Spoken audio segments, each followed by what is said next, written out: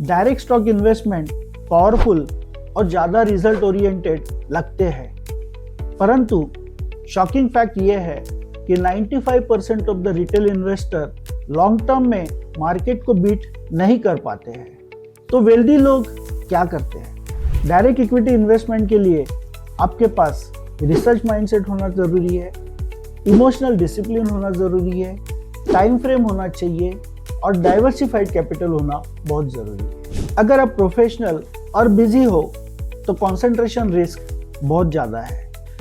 Mutual fund के advantage है, इसे प्रोफेशनल फंड मैनेजर मैनेज करता है, 30 से 100 स्टॉक्स में ये डाइवर्सिफाई होता है, इसे रेगुलेटरी प्रोटेक्शन है, रिस्क मैनेज किया हुआ है और इन्वेस्टमेंट के लिए सिस्टमैटिक इन्वेस्टमेंट प्लान के थ्रू आप हर महीना इन्वेस्ट कर सकते हो। बिजी प्रोफेशनल के लिए म्यूचुअल फंड एक प्रॉपर स्ट्रक्चर प्रोवाइड करता है।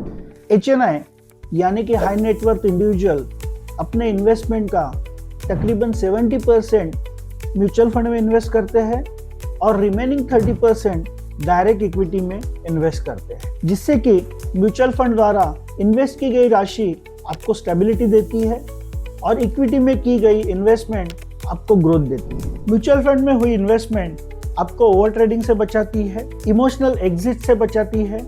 इसके कारण आपकी स्ट्रक्चर्ड इन्वेस्टमेंट आपके फियर फैक्टर को बीट करती है। स्टॉक पिक करना भले ही एक्साइटिंग लगता है, बट वेल्थ क्रिएट करना एक स्ट्रेटेजिक मूव होता है। अगर आप ट्रेडर नहीं बल्कि इन्वेस्टर बनना चाहते हो तो कमेंट में लिखो डिसिप्लिन। अगर ये वीडियो आपको इन्फॉर्मेटिव लगा तो लाइक करो, शेयर करो और सब्सक्राइब करो।